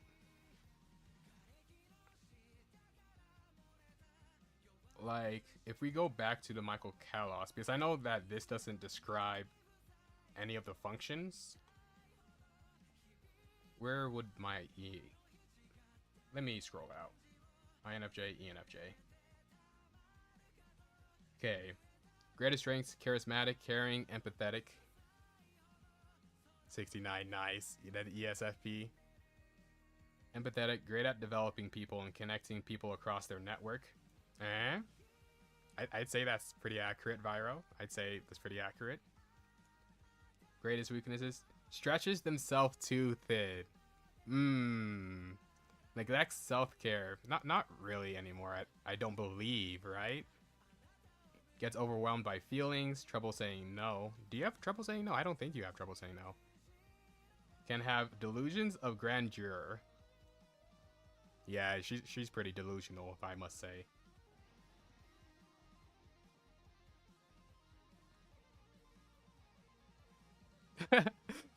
Don't start sounding proud, okay? I'm gonna kill you. Byro, I'm a puppet. I'm not a square. If you want a square, go to Geometry Dash.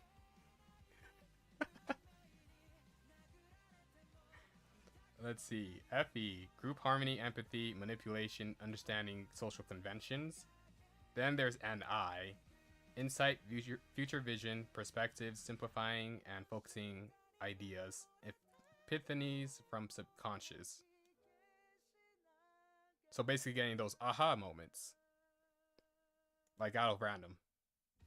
Extroverted sensing, which be observing with 5 senses, pushing body, improvising against set procedures, realistic / practical, mindful of here and now. Introverted thinking, accuracy, curiosity, seeking understanding, logic, blunt honesty. Oh. Oprah Winfrey? Barack Obama? I don't know how to say this name, but from Game of Thrones? Again? You often struggle with following Akumu if it's cold. You can make that one hot cocoa thing you made yesterday. I forgot the name of it. Viro. You could say it's pronounced that way. I hate you. Yeah, Milo. You could prepare that again if you're cold, or a blanket. Turn on the heating. Sorry, I'm offering practical solutions. Hope this helps, she says. I swear. I believe that. Too lazy. That's okay. Actually, that's pretty fair. Most times I'm too lazy to do stuff as well. I think that might be your first time rage baiting me. I'm not gonna lie. That might honestly be your first time. But it's not gonna happen again, I promise you. Is it not?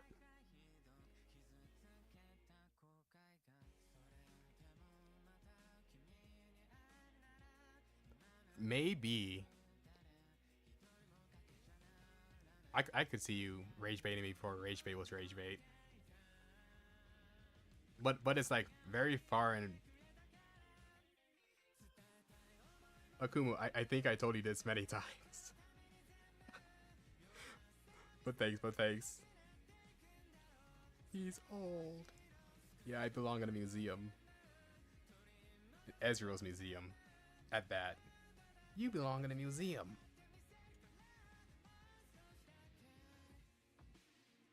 I don't know, maybe you just forgot. It's okay though. It's in the title too. I believe the best way to protect the vulnerable is to be powerful enough that others won't dare attack. I mean, they won't attack you. I guess. Agree? Thanks, Akuru. Oh yeah, you did call me Unk yesterday too, huh? You did. Moderately old. Define moderately, Viro. I accumulate knowledge and understanding as a way to prepare myself to handle whatever the world might demand without needing help. I don't accumulate knowledge for that reason. I accumulate knowledge just to accumulate knowledge.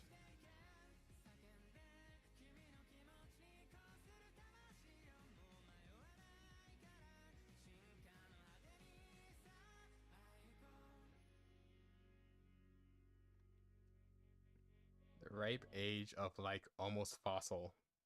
That's you. I'm about to join the dinosaurs. So we got some test results.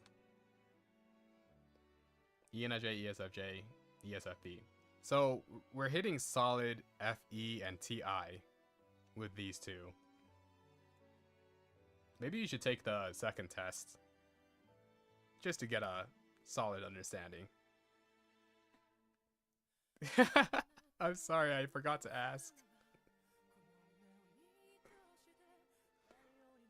To be fair, I'm open, but that doesn't mean other people are open. I should have considered that. I'm sorry. I naturally focus on the positive aspects of possibilities in situations. That's where I find year. I believe there is usually a right way to do things, and it bothers me when others ignore it. Not really. Oh god. She got me a second time on stream. She got me a second time. After I said it wasn't gonna happen again. What is my future looking like? I give generous. Hey Viro, how do I say this one?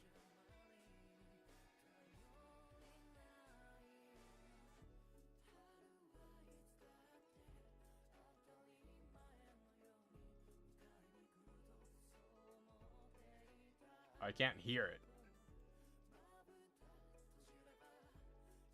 Generously. I'll say that. I give generously without asking. Generosity. Yeah, but it doesn't have the osity part. Without asking for appreciation, but it hurts when my efforts go unacknowledged. Yeah. I prefer observing from the sidelines rather than participating because it allows me to understand without expending my limited energy and engaging. No.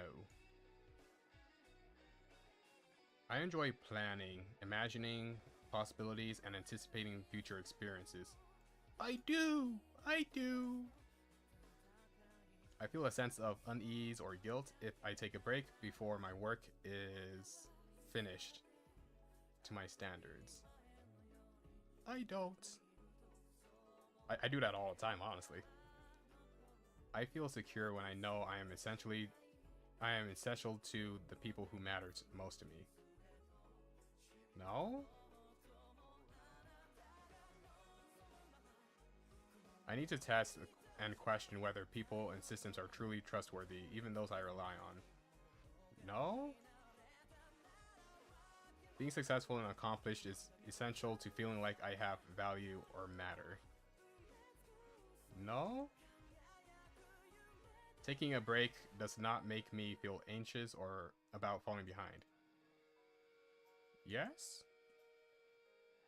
I suppress my vulnerable emotions because showing them feels like handing others power over me. I do suppress my vulnerable emotions, but not for that reason. So neutral. I feel I'll lose my value and become irrelevant without constant achievement or visible success.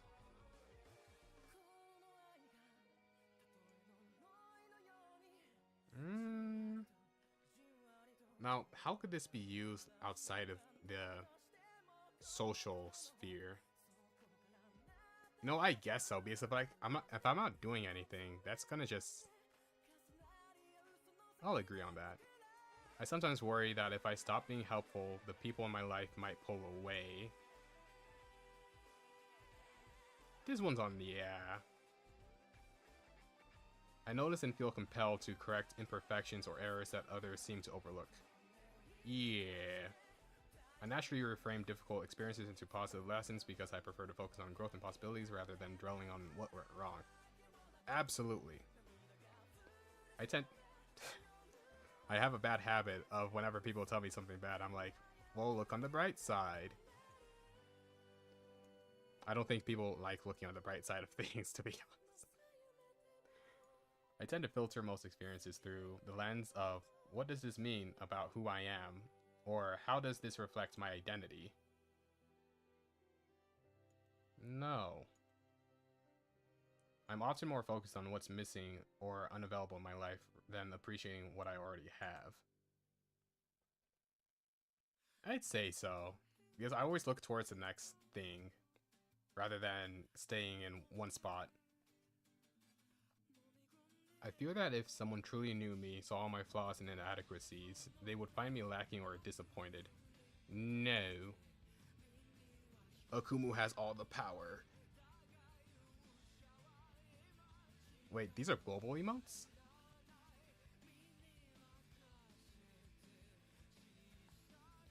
I'm gonna be honest, this wasn't supposed to be going on for this long and be on the Enneagram part. So I'm probably gonna stop at the Enneagram part when we're done, and then we're gonna resume streaming tomorrow and do the temperament, disc, and big five, because I don't think these would take all that long. The longest test that might be on these ones would be 16 personalities, which by the way is big five, and this big five test. Yeah, more Blazongo content. Yeah.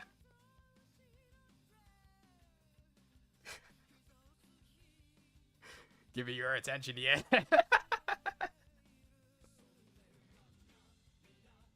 Yeah, we started at like 11:30, and it's about to be 1:30, so I feel compelled to double check and verify important information or decisions because I need to be certain nothing will go wrong or catch me off guard. Yes, I agree. I wrestle with a persistent sense that there's something inherently flawed or defective about me that others don't struggle with. No. I've learned to detach from my wants and needs because... No. I am very much attached to my wants and needs. When someone tells me I should or must do something, I instinctively push back and assert my own judgment. When someone says to me that I should or want to do something, that makes me, or must do something, that makes me want to not do that thing. So,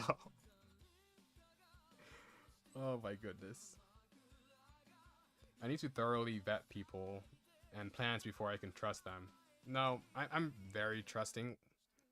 Probably too trusting, in my opinion. Like, I will talk to, like, a drunk guy that's on the street just because he said, come over here. I tend to hold onto painful feelings because letting them go can feel like losing a part of my identity. No. I frequently compare myself. It's worse when you're doing it than get told to do it. Right! Because then you're already accomplishing the task and you just want to stop at that point. And it's their fault, it's not your fault. I frequently compare myself to others and feel like they possess qualities or wholeness that I'm fundamentally lacking. I do not. I think about future plans and possibilities to avoid uncomfortable feelings or boring situations. Yes, sir. I feel like I'm only as valuable as my latest achievement or success. No. I agree. I go along with others' plans so easily that I lose track of my own preferences. Yeah. Like, when other people present me with plans or ideas, like, that gets me hyped to want to work with them, so even if I am working on something, I tend to, forget that I'm working on said thing. I escape into mindless routines or distractions to avoid confronting issues that would disturb my sense of peace. Mindless routines or distractions. League of Legends? I feel a tension in my body when things aren't being done properly, or when I notice mistakes. There is no tension in my body when this happens. It's just that I want to correct it myself. I handle things myself rather than ask for help, because depending on others puts me at their mercy. No. I like working with other people. Being needed by the people I care about is central to my sense. He strongly disagree. I keep people at a distance and maintain strong boundaries because I worry about being drained or overwhelmed by others' needs and expectations. No. I try to need as little as possible from others so I won't be disappointed, obligated, or feel vulnerable when I do need something.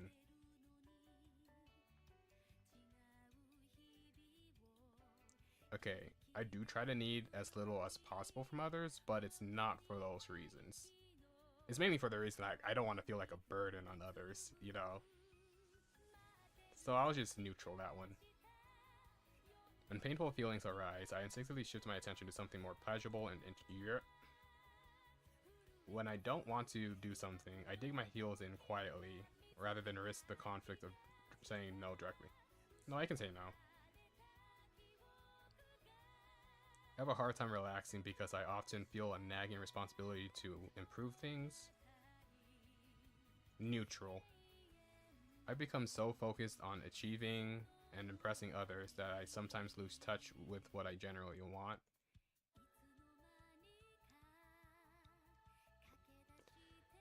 Honestly, I do lose in touch with what I genuinely want, generally, slash gen. But I don't think it's for these reasons. I think it's just because most times I don't really know what I genuinely want until I'm like too far into something else. Right, so neutral.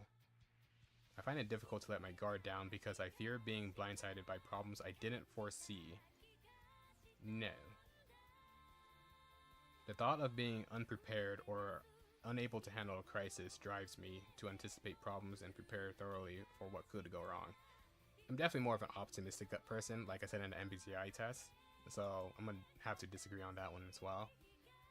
Like, even if I'm not prepared for stuff, I'm usually like in like a flow state when a crisis happens. I carefully ration my time and energy as if they're limited resources that could not run. This is a strongly disagree. Like, I tend to burn myself out within the first hour of work because I'm going too fast. And then like the second hour, I have to like be on battery saving mode. And then the third hour, I burn my energy out again.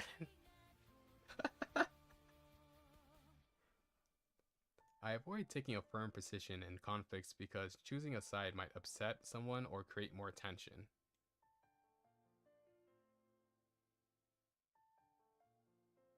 I'd say this is pretty accurate. Plus, there's like the added reason of being able to see both sides. I refuse to back down in conflicts because maintaining dominance is how I stand. Nah. Like, if I'm wrong, I'm wrong. So,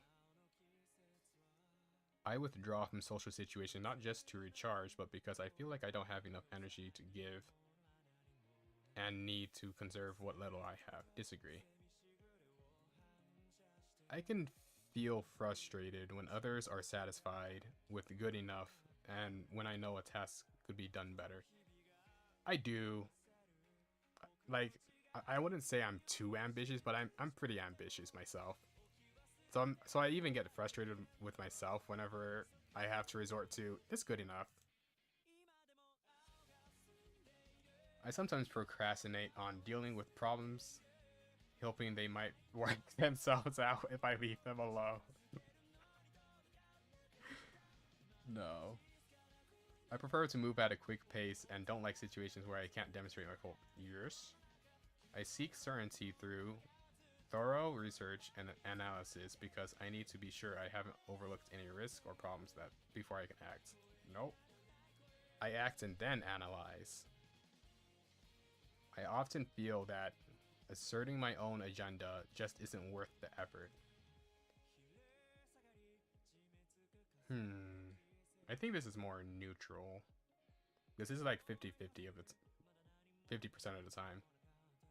I prefer to keep multiple options available rather than committing too early so I can adapt to new opportunities. Yeah. My own priorities fade into the background as I focus on keeping things harmonious with those around me. I'd say this is more neutral. I instinctively adjust my demeanor to be exactly who the other person needs me to be in that. No. I often say yes to a request even when I'm busy because I want to be there for people and maintain our connection. Yes. I find myself dwelling. If you guys hear those are desktop notifications from my phone.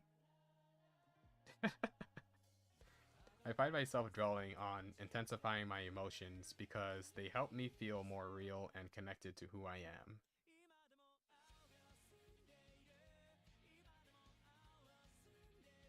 No. No, not again.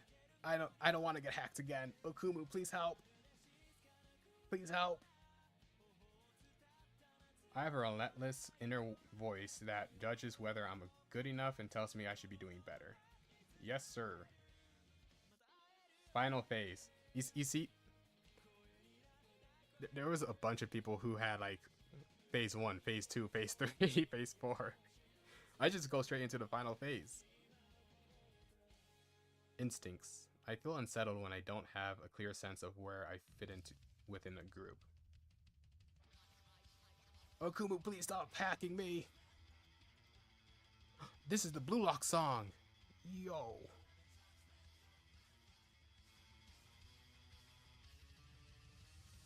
I tend to conserve or stockpile resources in case something goes wrong.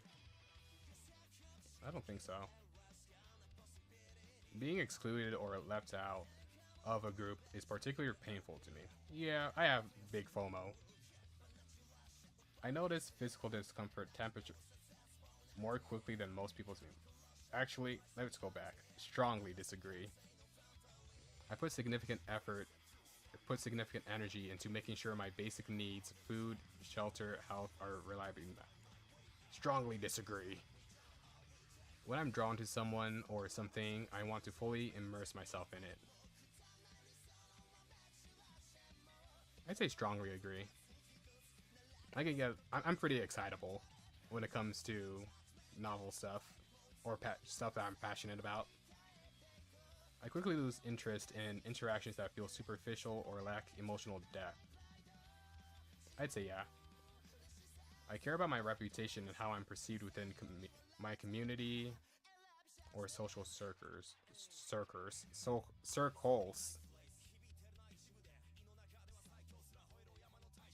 I think I care about how I'm perceived pretty much anywhere. That's the anxiety coming out. However, when I don't have anxiety, right, circus, I feel most I feel most fulfilled when I know I'm contributing to something valuable to my community. That's not when I feel most fulfilled though. But I do feel pretty fulfilled when I have that happen. I would rather have a stable, predictable life than an exciting and unpredictable one. Strongly disagree. I prefer to have routines and systems that keep my daily life running smoothly. I mean, they'd be helpful. I could become so focused on a person or pursuit that I neglect other important important areas of my life. I do tend to hyper-focus on ideas and projects when I do have projects, so I'm gonna agree to that one. A life without passion or deep connection would feel empty to me. Hell yeah. I am drawn to participating in causes, organizations, or communities larger than myself. Yep. I feel anxious when my financial situation is uncertain, even if others tell me I'll be fine. I tell myself I'll be fine. I always say, Well, it's gonna work out in the end, so might as well not worry about it. I am most energized by deep, focused connection with one person rather than spreading attention across many.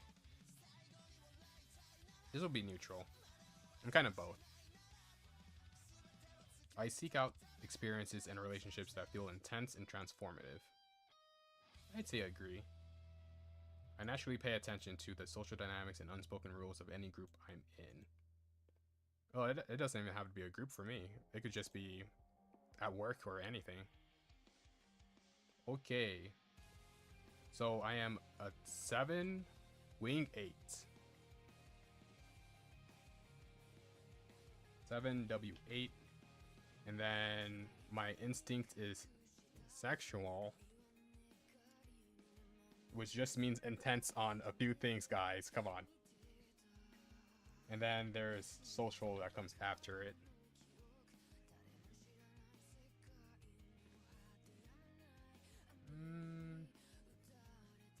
Oh, I have to put my email? Okay, I knew that was gonna be one of you. I knew it was gonna be one of you.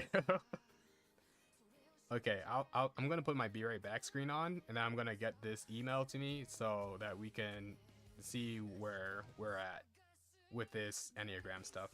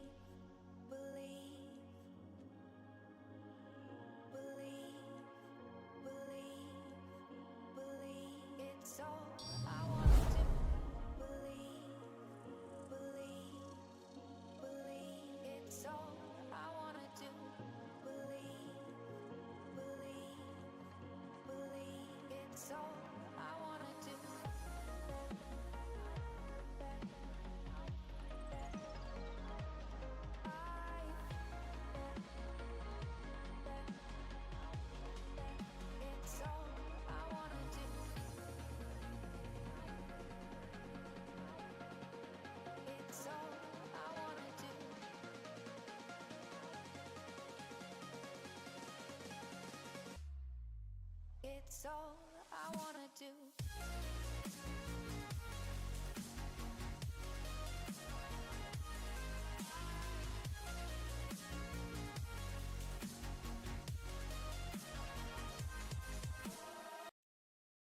Okay, we're back.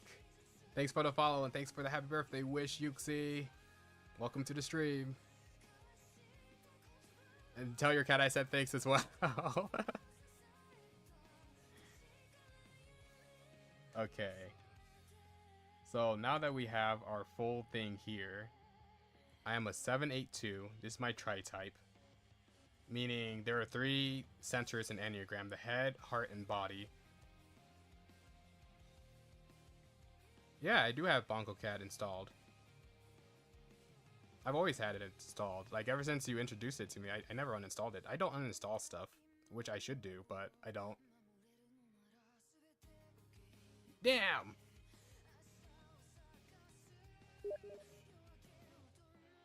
Ooh, invitation.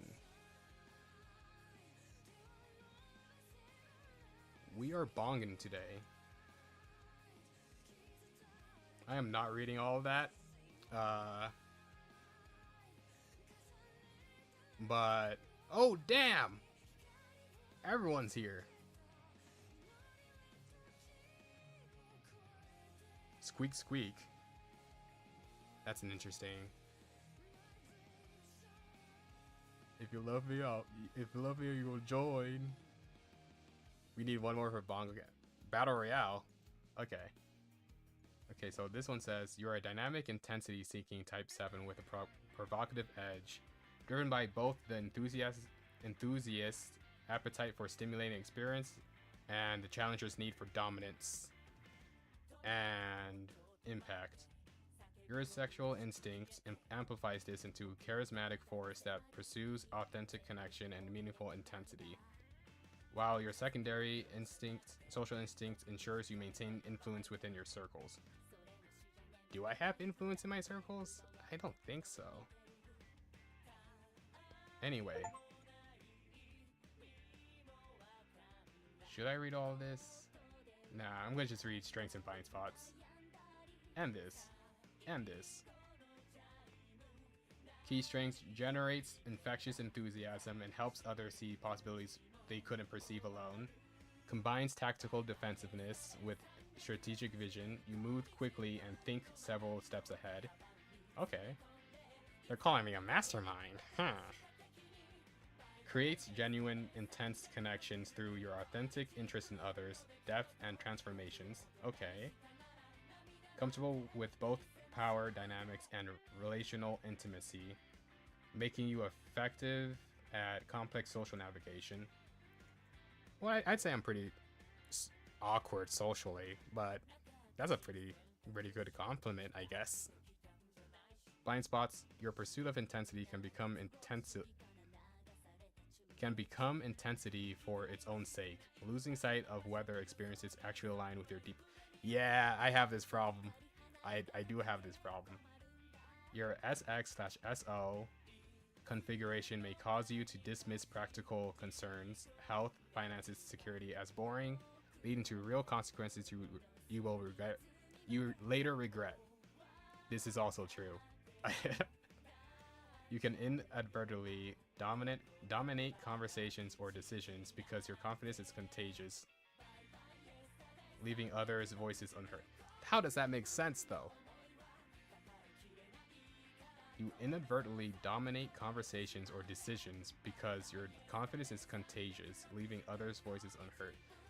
I don't think that's true for me, to be honest.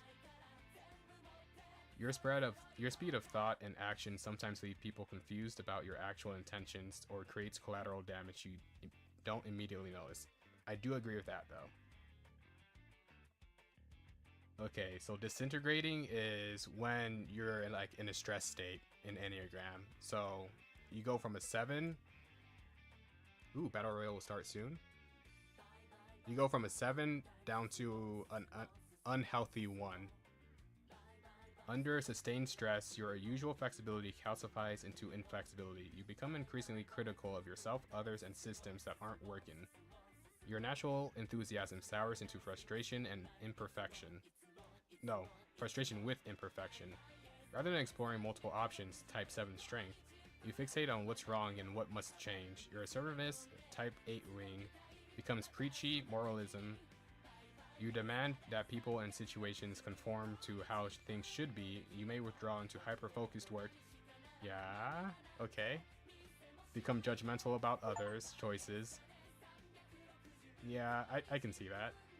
And lose your usual playfulness entirely. That's definitely true. Damn, fireworks! Chickens popping off. The combination of your SX instincts with type 1's perfectionism can create intense accusatory intimacy. You become hypercritical of those closest to you, paradoxically pushing away the very connections you value the most. Now, growth-wise, we integrate into a healthy 5. The engaged investigator. As you mature and integrate toward type 5, your natural curiosity deepens into genuine wisdom. Rather than collecting experiences for stimulation, you become fascinated by understanding how systems work, what patterns underlie phenomena, what truths lie beneath the surface. You know what? If I say a synonym for a word, I'm just going to continue on saying it. I don't need perfection. Surface appearances. Your SX instincts transforms from seeking intensity for its own sake into pursuing authentic understanding of what truly matters. Combined with your type 8 directness, this makes you capable of cutting through complexity to reveal core truths others miss. You become less scattered and more focused, not because you've become rigid, but because you've learned to distinguish between what genuinely fascinates you and what's merely novel. Your natural leadership gains depth because you lead from understanding rather than mere momentum. You remain enthusiastic and assertive, but now these qualities are guided by wisdom and genuine expertise rather than appetite alone. core desire is to experience all that life offers while leaving a powerful, transformative mark on the world. If you guys were here during my list of things I want to do, like learn, you'd probably agree with that. Core fear, being trapped, bored, or rendered powerless by limitation or others' control. 100%. Development path, practice engaging. Oh, I cannot even do that. Practice engaging with one interest deeply for 30 days without adding new pursuits. This single discipline will train your mind to find richness in depth rather than novelty, directly activating your Type 5 growth pattern and revealing insights you typically miss by moving too quickly. Okay. And I'll probably just read this when I'm off stream. But yeah, that's it. We will stream tomorrow for the other 3 typology systems, the temperament, disc, and big 5. Those tests should not take as long as these ones did. But yeah, that was enjoyable. That was fun, especially chatting with you guys. I have no idea how many viewers I have. Oh, I have 6. Okay. We will be doing a raid to a guy who how should I say this?